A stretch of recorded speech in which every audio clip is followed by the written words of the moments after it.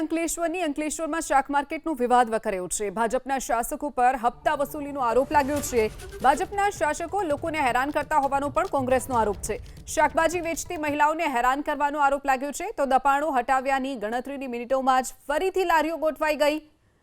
તો શાક માર્કેટમાં પાર્કિંગના અભાવે ટ્રાફિકની સમસ્યા ઊભી થતી હોવાનો પણ આરોપ કોંગ્રેસે લગાવ્યો છે। વિપક્ષના આરોપોને કારોબારી અધ્યક્ષે ફગાવ્યા છે। તો અંકલેશ્વરમાં કોંગ્રેસે ભાજપ ઉપર આરોપો લગાવ્યા છે। જે મહિલાઓ શાકભાજીની લારીઓ લઈને ઊભી રહે છે તેને ભાજપના નેતાઓ હેરાન કરે છે અને હપ્તા લેતા હોવાનો પણ આરોપ લગાવ્યો છે। રોજ અંકલેશ્વર નગરપાલિકા દ્વારા જ્યાં 3 રસ્તા માર્કેટ પાસે જે ટોપલાવાળી બહેનોને બેહવા બાબતની જે માથાકૂટ ચાલતી હતી તે આજે સવારમાં જ અમે એના પર નિર્ણય લઈ અને લારીઓવાળાને સાઈડ કરી ટોપલાવાળી ગરીબ બહેનોને બેસવા માટેનું આયોજન કરેલ હતું। અને આજ એવું સાંભળવામાં આવ્યું છે કે અમુક લોકો દ્વારા વિપક્ષ દ્વારા એવું કહેવામાં આવે છે કે જે લોકો ત્યાં હપ્તા લે છે તો મારું એમને એવું કહેવું છે કે તો એમને સાબિત કરે। અને વાત રહી હપ્તા લેવાની તો અમે જે પણ લેતા છે એના પર કાયદેસરની કાર્યવાહી કરીશું।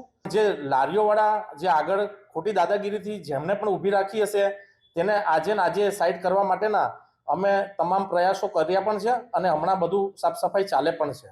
લાલચ બુરી ભલા એ બહુ લોકો સમજે છે।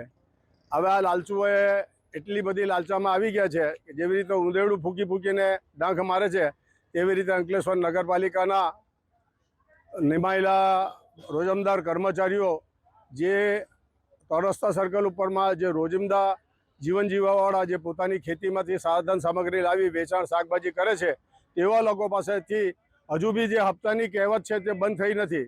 એક પથારાના 9,000 અને રોજના 100 રૂપિયા એમ કરીને 3,000 રૂપિયા મ્યુનિસિપલ કાઉન્સિલર સાથે ભેગા મળીને આ ધંધો અને કૃત્યો કરી રહ્યા છે। પોલીસ કેમ ચૂપ બેસેલી છે એક જાણવાનો વિષય છે। આ ગરીબોને નીચવાડાથી તમારો શું ફાયદો થશે તે જાણવા જેવું છે। મોટી બૂંગભાગો પોકારી પ્રમુખ કારોબારી ચેરમેન અને મુખ્ય અધિકારી ધાડા અને જેસીબી લઈને દોડી આવ્યા। પછી પાણીનું નામ ભૂ।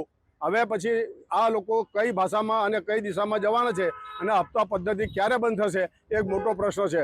જો હવે નહીં કરશે તો આવતા દિવસોની અંદરમાં હું એમના નામ જાહેર કરીને ખુલાસાવાર વિગતવાર એની જાહેરાત કરીશ।